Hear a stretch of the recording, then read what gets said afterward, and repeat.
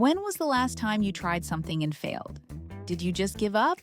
Or did you step back, analyze, and try again? In today's episode of The Sidebar, we are looking at a blog post from June of 2024 by artist and explorer Jeremy Brunansky. He provides a travel log filled with initial difficulty, which raises the question, when obstacles arise, do we give up and surrender to the unseen forces? Or do find our resolve and press on to achieve our personal goals? Grab your coffee, tea, or wine. It's time for The Sidebar. Imagine waiting 12 years for a single trip. Right, over a decade. Yeah, over a decade. And you have, mapped out every train route. You've prepaid every hotel. You've even put in your 2 weeks' notice at work. Which is a huge commitment. It is. Yeah. And you are a certified AI risk management expert who has planned for literally every conceivable contingency. Oh, yeah. The ultimate planner. Exactly.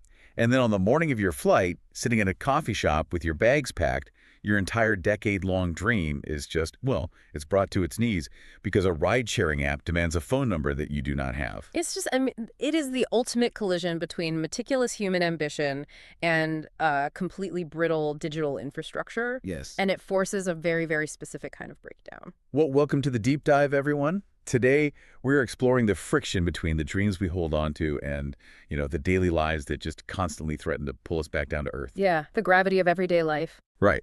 And we are pulling from a really fascinating stack of sources today. They're all centered around a deeply personal journey. Mm-hmm. So we have a multi-part travelogue written by a guy named Jeremy Brunansky, and it's titled Europe, the Trip Over 10 Years in the Making. Catchy title. Yeah, it really lays it out there. And it is this account of a European adventure originally scheduled for 2012, which was derailed, shelved, and didn't actually happen until 2024. Wow. But we are pairing that travelogue with a comprehensive personal and professional reference guide that details Jeremy's background. Which is key here. It really is. It outlines his education, his artistic disciplines, his physical training, and his career. And, having both of those texts is really what elevates this from just like a standard travel story into a really profound psychological study. Right, because the travelogue tells us what happened. Exactly. But the reference guide tells us why it matters. By layering his movements over his psychological and professional profile, we get to investigate the architecture of a delayed dream. Ooh, I like that phrasing. Thanks. But yeah, we can look at how waiting a decade changes a person and the unexpected ways modern technology isolates us. Oh, we definitely see that. Yeah, and what kind of mental endurance is required to finally force a delayed vision into reality. So to understand the sheer panic of that morning in 2024 when the app failed, we have to rewind the clock. Back to the beginning. Right. We have to look at the genesis of this dream. So let's travel back to 2012. A very different time. Oh, completely. And we need to set the cultural stage here because Jeremy's initial motivation is deeply tied to the zeitgeist of that specific year. Mm-hmm. Especially in pop culture. Exactly.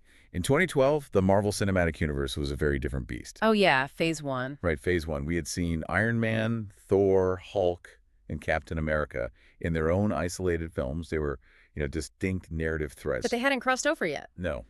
They had not crossed over. They were just puzzle pieces scattered on a table. The cultural anticipation for the first Avengers film was astronomical because a shared cinematic universe of that scale had never really been successfully executed before. And Jeremy, who notes in his travelogue that he had been a massive fan of these characters through comics and television since childhood, well, he saw this movie release as a monumental event. Understandably so. Yeah.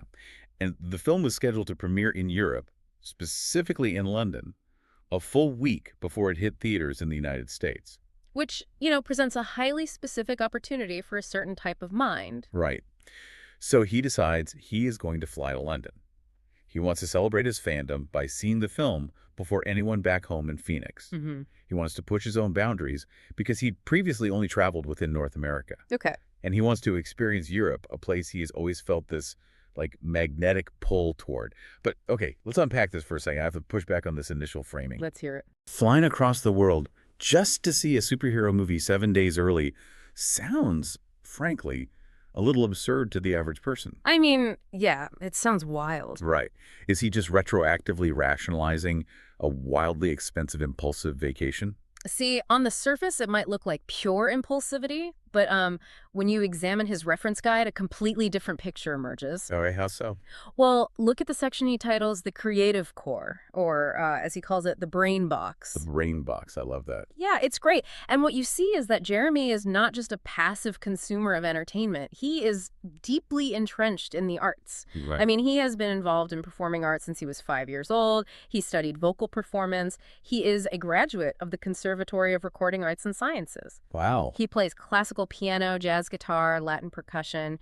He is a published author and a filmmaker. Okay, so he's not just some guy buying a movie ticket. Exactly. And his list of influences is basically a syllabus for a master class in global culture. Oh, let's go through those. Yeah, he lists Hitchcock, Spielberg, Fellini, Kurosawa, Walt Disney, and Jim Henson. A heavy-hitting lineup. But then he pairs them with philosophers like Carl Jung, Rousseau, Immanuel Kant, and Marcus Aurelius. Okay, that combination is fascinating. What's fascinating here is that combination is really the key. I mean, for an artist with an intellectual appetite that voracious, travel is never just a vacation. Just research. It is a biological imperative. It's a mechanism for gathering data. When you are a creator, you cannot generate new outputs without radical new inputs. Oh, that makes so much sense. Yeah, so Jeremy's interest in the Avengers wasn't just about, watching colorful explosions. It was a real appreciation of modern pop cultural mythology. Right. And he wanted to synthesize that modern mythology with the ancient mythology of Europe. Because he actually mentions in the source text wanting to explore the history of Merlin and the Knights of the Round Table. Precisely. He is drawing a direct line from the heroic archetypes of Arthurian legend to the modern heroic archetypes of Captain America and Iron Man. Wow. And he brings up Walt Disney as a major inspiration for this trip, too. Right, because Disney famously took that huge tour through Europe. Yeah. He took this extensive tour, absorbing the architecture, the fairy tales, the landscapes, which he then brought back to America to build his empire. Right, to literally build Disneyland. Exactly. So Jeremy was looking to mimic that creative pilgrimage. He wanted to plug his brain box into the deep historical socket of London to see what kind of creative sparks would fly. So we have this beautifully constructed, highly motivated plan. This intellectual endeavor is going to cross the Atlantic, feed his creative engine, and experience a cultural milestone. Sounds perfect. But the trip collapses before he even packs a bag. It does. And the way it collapses is so incredibly common, yet I feel like so rarely discussed with this level of bluntness. Yeah, the domestic sphere is often the most dangerous place for a grand ambition. Oh man, that is so true. Jeremy writes that he was dating someone at the time. He presents this grand continent-crossing plan to her, and her reaction is immediate friction. She cannot get the time off work to join him, so she just objects to the trip entirely. Right, which creates a huge problem. But, okay, I want to play devil's advocate here for a second, but in the opposite direction. Okay.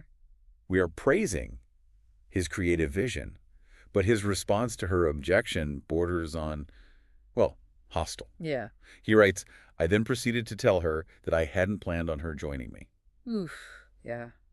Let's be honest, isn't that just an incredibly selfish way to handle a relationship? Is this a story of a tragic delayed dream, or just a guy whose ego blew up his own itinerary? That is a very fair critique, and it's a crucial challenge to the narrative. And the answer lies in understanding the completely incompatible operating systems at play in that room. What do you mean by operating systems? Well, from a traditional relationship standpoint, yes, his response is a catastrophic failure of diplomacy. Total failure. Right.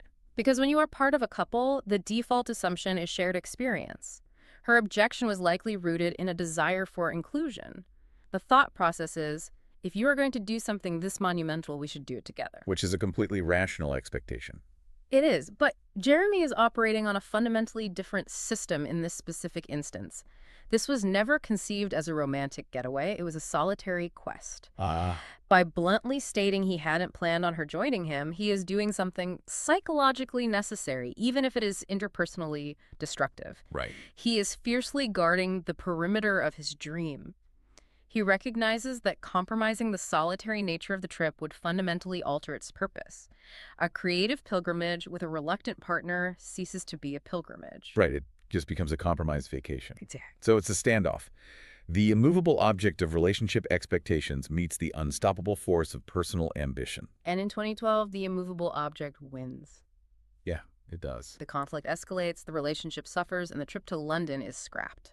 And, in the framework of Joseph Campbell's hero's journey, a framework Jeremy, given his reading of Carl Jung, would be intimately familiar with this is the classic refusal of the call. The refusal of the call. Yes, the threshold was presented, but the hero, bound by external obligations and social friction, turns back. But the critical takeaway from the travelogue is that turning back did not extinguish the desire. No, not at all. The dream was placed in a box and put on a high shelf.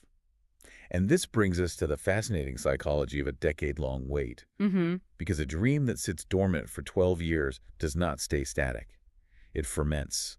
It forces the dreamer to adapt. Yeah. The person who puts the dream on the shelf is never the same person who takes it down. Man, that is profound. By the time 2024 rolls around, the impulsive young creative who just wanted to catch a movie premiere has fundamentally transformed. Completely. According to his reference guide, Jeremy has spent those 12 years building an intense, structured life. He has become a frontline leader with over 20 years of cross-functional experience. He holds certifications from Google and IBM as an AI professional, focusing on AI risk management, efficiencies, and governance. So he has transitioned from a purely creative mindset into a highly analytical, systems-oriented thinker. Right. He understands how complex architectures function, how to mitigate risk, and how to optimize processes. And he applies that exact professional rigor to the resurrection of his European dream. Oh, absolutely. I mean, the scope of the trip has exploded. He isn't just going to London anymore. The itinerary now includes the Netherlands, Germany, and Poland. A massive upgrade. And the execution is flawless. Months in advance, the flights are booked, the train tickets are secured, the sleeping accommodations are fully paid for. He has engineered the perfect, frictionless plan. Because he is attempting to control the variables that defeated him in 2012, he is leaving zero space for external objections. Right. He even writes that the day before his flight, he puts in his 2 weeks' notice at the job he was helping out at. He is literally severing the tethers that might pull him back. He states unequivocally, "Nothing would stop me from getting to Sky Harbor Airport." That is the language of a man who has internalized the pain of the previous failure. It is an absolute, non-negotiable vow. So the morning of departure finally arrives. He wakes up before his alarm. He packs a heavy travel backpack, which is a key detail we will need to remember for later. Yes, keep that backpack in mind. He says goodbye to his dog, Ray. He walks to the neighborhood coffee shop, orders a black coffee, and sits down to execute the final, trivial step of his master plan, ordering a rideshare to the airport. And this is where the highly optimized, perfectly engineered life collides with the brutal reality of modern systems. Here is where it gets really interesting. He opens his device to summon a car, but the app refuses to let him proceed. It demands a phone number.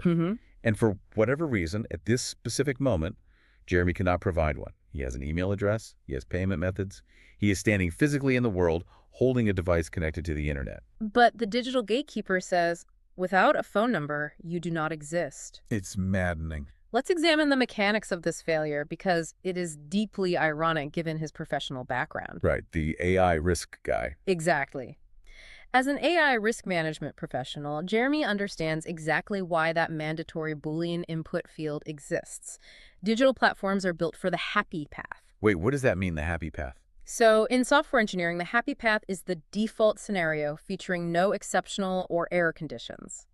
It assumes the user fits the standard demographic profile perfectly. Okay. The system demands a phone number, not because it physically needs one to dispatch a car, but because its business logic requires it. For data. Yes, it needs to harvest data, track user behavior across platforms, minimize fake accounts.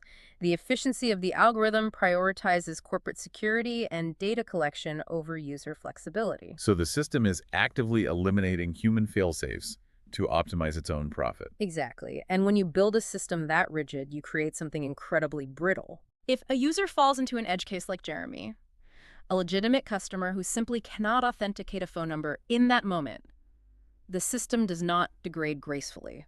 It doesn't offer an alternative route. It simply shuts the door. And the panic sets in. He writes that he attempts an analog bypass. Which is smart. Yeah. He asks a young woman in the coffee shop to order the car on her app, offering to hand her physical cash. It is a desperate attempt to use social engineering and physical currency to circumvent the digital wall. But the wall holds. It holds. The app still requires a registered rider profile. So then he asks anyone in the shop if they will drive him to the light rail station for cash. But he hits a geographic and societal barrier. Oh, right, the commute. Yes, everyone is heading west into the city for their morning commutes. They're locked into their daily routines. Jeremy needs to go east. Wow. He is trying to break out of the mundane world to travel across the globe, and he is physically moving against the current of society. It is a stunning metaphor for the entire 12-year struggle. The daily grind is actively flowing in the opposite direction of his ambition. So he realizes he has to move. He tightens the straps on his heavy travel backpack and leaves the coffee shop. He starts briskly walking toward a bus stop. As he approaches, a bus pulls away. He misses it. A micro-failure compounding a macro crisis. At this point, I feel like the universe is practically screaming at him to give up. The digital world has rejected him. The analog world is moving the wrong way. The public transit system is slipping through his fingers. Piling up. I think the vast majority of people standing on that sidewalk, sweating under a heavy pack, would succumb to a profound existential despair. Oh, totally. They would look at the sky and say, okay, I get it. The universe is telling me not to go. It's 2012 all over again. Because it is incredibly seductive to interpret systemic failures as cosmic signs. It absolves you of the responsibility to keep fighting. Yes, but Jeremy doesn't stop. He doesn't look for a sign. He breaks into an outright sprint. He is running down the streets of Phoenix, carrying a massive pack, blindly chasing the next bus stop. A bus pulls up, and he throws himself onto it without even knowing the route, completely soaked in sweat. Right. How does a meticulous planner pivot to that level of raw, chaotic physical exertion so quickly? Well, to understand that pivot, we have to look back at the reference guide, specifically the athleticism section. Oh, right, the Spartan stuff. Yes. Jeremy is a Spartan racer. He has completed a Super 10K and a Beast 21K. And for those who don't know, a Spartan race is not a casual jog. It is a brutal obstacle course. You are crawling through mud under barbed wire. You are hauling heavy sandbags up steep inclines. You are throwing spears. It's intense. And more importantly, you are training your mind to override the body's natural panic responses. Okay. The psychology of a Spartan racer is built on the expectation of unpredictable friction. When a Spartan racer hits an insurmountable wall, they don't sit down and ponder the cosmic meaning of the wall. Right. They assess the geometry of the wall, and they physically force their body over it. So when the digital infrastructure of the city fails him, the heavy travel backpack simply becomes a sandbag carry. Exactly. The missed bus becomes another obstacle on the course. His system's thinking brain shuts down, and his Spartan training takes over. He forcefully injects himself into the analog reality of the city through sheer muscular output. If we connect this to the bigger picture, it is the physical manifestation of his refusal to be denied a second time. Yeah. A conversation stopped him 12 years ago. He is deciding in real time that a missing phone number and a missed bus will not stop him today. So he's on the bus. He asks the driver if the route goes to the light rail. The driver confirms it does. Jeremy sits there, heart pounding, adrenaline flooding his system. Oh, the relief. He makes it to the light rail, buys a ticket, and catches the train to Sky Harbor Airport. He is breathing heavily, entirely soaked, but he's moving toward the terminal. Yes. And when he gets there, he does something fascinating. He bypasses the digital kiosks and goes to a counter to print physical paper copies of his boarding passes. Because having just been betrayed by the fragility of the digital world, he demands an analog guarantee. He needs proof. He wants a piece of paper he can hold in his hand, something that does not require a cell signal or a battery to validate his existence and his right to travel. It's an analog safety net. So he makes it through security. He finally has a moment to breathe. He stops at a bar near his gate and orders a beer. And then he boards his first flight, an initial hop to Houston, Texas. Jeremy titles this section of the travelogue The Ascent. And the shift in the narrative tone here is absolute whiplash. Well, from an endocrinological perspective, his nervous system is undergoing a massive recalibration. How so? For the previous 2 hours, he has been trapped in his sympathetic nervous system. Fight or flight. His cortisol levels were spiking, his heart rate was elevated, his pupils were dilated. He was in pure survival mode. But the moment the wheels leave the tarmac in Phoenix, the parasympathetic nervous system kicks in. Rest and digest. Rest and digest. Right. The crisis has passed, the threshold has been crossed. He writes about a massive feeling of confidence watching over him. The contrast is almost comical. We have an image extracted from the source material showing a snack he had on this flight. I love this picture. It is a Milk Bar birthday cookie crumb cake. We can see the bright pink plastic wrapper, the half-eaten cookie inside, covered in colorful sprinkles. It is a brilliant visual juxtaposition. Yeah. Because 2 hours earlier, he was a sweating, desperate Spartan warrior battling the urban transit grid. Now he is soaring thousands of feet in the air, calmly eating a festive sprinkle cookie. It highlights the absurd emotional swings of travel. You go from fearing for your life's ambitions to enjoying a sugary snack in a pressurized metal tube. Exactly. He has survived the initiation. But the friction with modern systems is not over. Not at all. The layover in Houston presents a completely different kind of technological alienation. His layover in Houston is tight less than an hour. He navigates the massive, unfamiliar international terminal and locates his departure gate, E6. And right near the gate, there is a glowing oasis. We have a photo of it from the travelogue. It is El Premio Tex-Mex Bar and Grill. Yeah. The image shows this massive, vibrant neon sign illuminating a polished terrazzo floor. It looks like the perfect place for a weary traveler to catch their breath. It looks inviting, but the architecture of the service tells a different story. Jeremy walks up to the bar, tries to catch the bartender's eye, and vehemently orders a drink. The bartender looks at him and says, "I don't take orders." Wow. It is a stunning rejection of basic human hospitality. Jeremy realizes that to get a drink, he must scan a QR code taped to the bar with his phone. Oh, the QR code. Yes. He has to navigate a digital menu, enter his payment information into a web browser, and submit the order to a server somewhere. Right. That server then sends the order to a screen behind the bar. The bartender's sole function is to look at the screen, mix the liquids, and slide the glass across the counter. The bartender has been optimized into a biological delivery mechanism for an algorithm. It is maddening, and it speaks to a profound loss in the travel experience. The bartender chat is a foundational ritual of being in transit. It really is. You sit down, you ask how their shift is going, they ask where you are flying to. It is a brief, grounding moment of humanity in a space that is otherwise incredibly transient and sterile. And what we are looking at here is the extreme end of Taylorism applied to the hospitality industry. Taylorism. Yeah, Taylorism is the practice of breaking down jobs into their simplest, most mechanical components to maximize efficiency. Okay, right. By removing the conversational aspect of taking an order, the corporation saves seconds per transaction.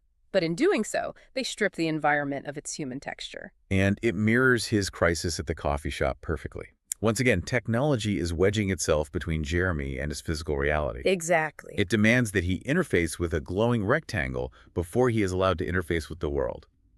He notes in the travelogue, trying to be fair, "I suppose on a busy day this is helpful." His AI efficiency's background understands the business case for the QR code. Sure, he gets it. But the business case collapses when faced with the reality of the room. What do you mean? He notes that the bar is practically empty. There is an elderly couple sitting down the bar and a young woman sitting next to him. Right. The efficiency is completely unnecessary at that moment, yet the digital protocol is rigidly enforced. The system attempts to force everyone into isolated silos, staring at their screens. But the human element refuses to be entirely paved over. And this is where the narrative pivots from frustration to hope. Because despite the QR code, despite the silent bartender, Jeremy strikes up a conversation with the young woman sitting next to him. She is traveling from the Netherlands. They completely bypass the digital architecture that is trying to isolate them. They bypass it beautifully. They talk about travel. She pulls out her phone, not to scan a code, but to show him photos and videos of a trip she just took to South America. That's great. They connect on such a genuine level that when their flight begins boarding, they leave the bar together and walk down the jet bridge, still deep in conversation. Because the airport is the ultimate liminal space. Yeah. It is a threshold. Nobody lives there. Everyone is merely passing through. The technology in that space is designed to process human bodies as efficiently as cargo. Cargo. That's a bleak way to look at it, but it's true. It is. But the shared vulnerability of being a traveler in that liminal space proved stronger than the isolating design of the QR code. It is like watching a weed break through the concrete. You can build all the digital walls you want, but human beings will still seek each other out. Absolutely. And for Jeremy, whose brain box has been starving for new inputs for 12 years, this serendipitous conversation with a stranger from the Netherlands is exactly the kind of unscripted analog experience he was running down the street to protect. It is the perfect emotional primer for the final leg of the journey. Yeah. I mean, think about it. The domestic conflicts of 2012 have been resolved by time. The digital gatekeepers of the morning have been defeated by physical exertion. The isolation of the modern airport has been pierced by human connection. He is finally ready to cross the ocean. The flight departs Houston, and we have an incredible image from this leg of the journey. It is a photograph of the seatback flight tracker screen. I love looking at the screens. Well, me too. The screen is dark, showing the curving lines of latitude and longitude stretching over the massive expanse of the Atlantic Ocean. In the center is a tiny white airplane icon, and at the bottom the telemetry data reads, altitude, 37,001 feet, headwind, 45 mile per hour. That specific data point of 45-mile-per-hour headwind is profoundly evocative. It really is. Even at 37,000 feet, the atmosphere itself is pushing back against him. Yeah. He is flying into an invisible wall of resistance. It is the physical embodiment of the friction he has faced for a decade.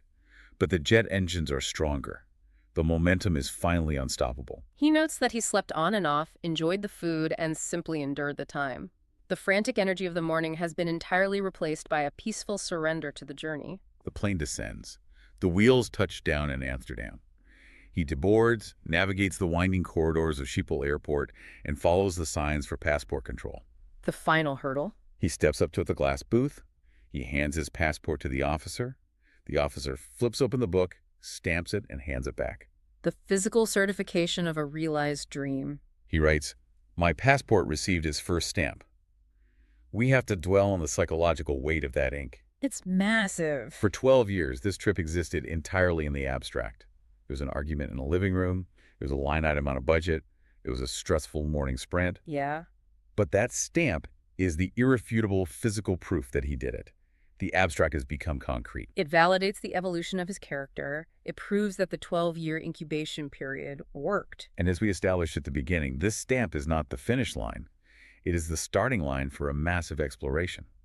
The impulsive trip to London has blossomed into a sweeping tour of the Netherlands, Germany, and Poland. He descends below the airport to the train platforms, ready to plunge into the continent. And we have visual evidence of just how far this journey takes him. The photograph of the Warsaw skyline at night is arguably the most powerful image in the entire source material. Let's paint this picture for the listener. It is a high-angle shot, likely taken from a hotel window because you can see the faint reflection of a room lamp in the glass. Below, the city of Warsaw is a sprawling ocean of light.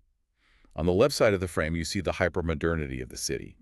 Sleek, glass-paneled skyscrapers glowing with neon blue and red corporate logos. It is the architecture of modern global commerce. But dominating the right side of the frame, thrusting up into the night sky, is the Palace of Culture and Science. Wow. It is an absolutely colossal, imposing structure. It looks almost Gothic, with a brilliantly illuminated clock tower at its peak. It is stone and shadow and glowing yellow light. Yeah. It looks like a fortress from the Arthurian legends Jeremy wanted to study, or a monolithic set piece from the Batman comics he loves. The juxtaposition in that single photograph is breathtaking. You have the cold, efficient glass of the 21st century standing shoulder to shoulder with the heavy, imposing stone of the Soviet era, all lit up like a cinematic dreamscape. It is his brain box brought to life. Exactly. The ancient and the futuristic, the historical and the pop cultural, all colliding in one overwhelming vista. When you look at that photo, you understand exactly why he had to run for that bus. Yeah. This is what the 12-year wait was for. He is standing at the intersection of history and modernity, a seasoned leader, a Spartan racer, and a creative mind finally absorbing the inputs he has craved for over a decade. Which brings us to the ultimate question of this deep dive. The mechanics of Jeremy's journey are fascinating, but the underlying psychology is universal. Exactly. I want to turn this directly to you, the listener. We have just dissected the anatomy of a 12-year delay. But this isn't really about a flight to Amsterdam or a photo of Warsaw. No. It is about the architecture of your own ambitions. Every person listening to this has a 2012 moment sitting on a shelf somewhere. What is your delayed dream? What is the project, the career pivot, the creative endeavor, or the journey that you meticulously planned in your head, only to have it derailed by the gravitational pull of your daily life. Yeah.